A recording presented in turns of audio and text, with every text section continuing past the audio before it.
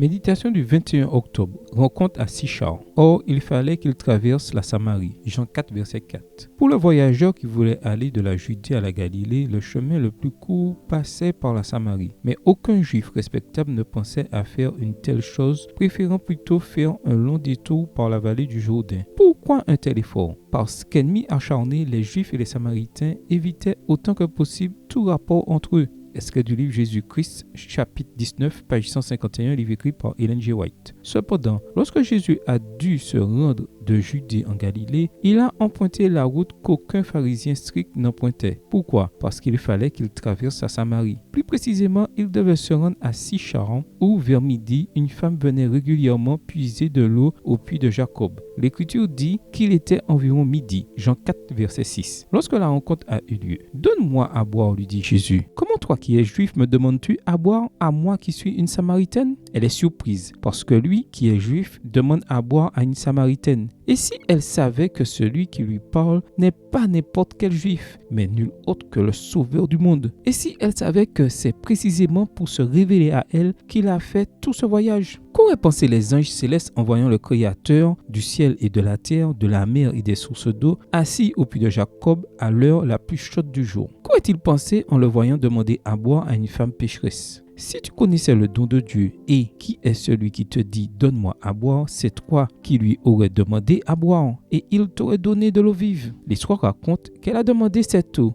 et qu'il la lui a donnée. Et lorsqu'elle l'a goûtée, elle a partagé avec les autres. Laissant sa couche, elle s'en alla dans la ville et dit aux gens « Venez voir un homme qui m'a dit tout ce que j'ai fait. Ne serait-ce pas le Christ ?» Ils sortirent de la ville et vinrent vers lui. Jean 4, versets 28 à 30. Que s'est-il passé lorsqu'ils ont eux aussi bu de l'eau vive? Ils furent encore beaucoup plus nombreux à croire à cause de sa parole. Et il disait à la femme, « Ce n'est plus à cause de tes dires que nous croyons, car nous l'avons entendu nous-mêmes, et nous savons que c'est vraiment lui le sauveur du monde. » Versets 41 et 42. Nous comprenons maintenant pourquoi Jésus a dû passer par la Samarie. Et nous comprenons aussi autre chose, qu'il n'y a rien que notre merveilleux Dieu ne soit pas prêt à faire pour nous sauver. Prière. Merci Seigneur Jésus d'avoir quitté ton trône et d'être mort sur la croix. Tout cela par amour pour moi. Aide-moi à partager aujourd'hui l'eau de la vie qui jaillit par la vie éternelle. Amen. Bonne journée à vous et que le Seigneur vous bénisse.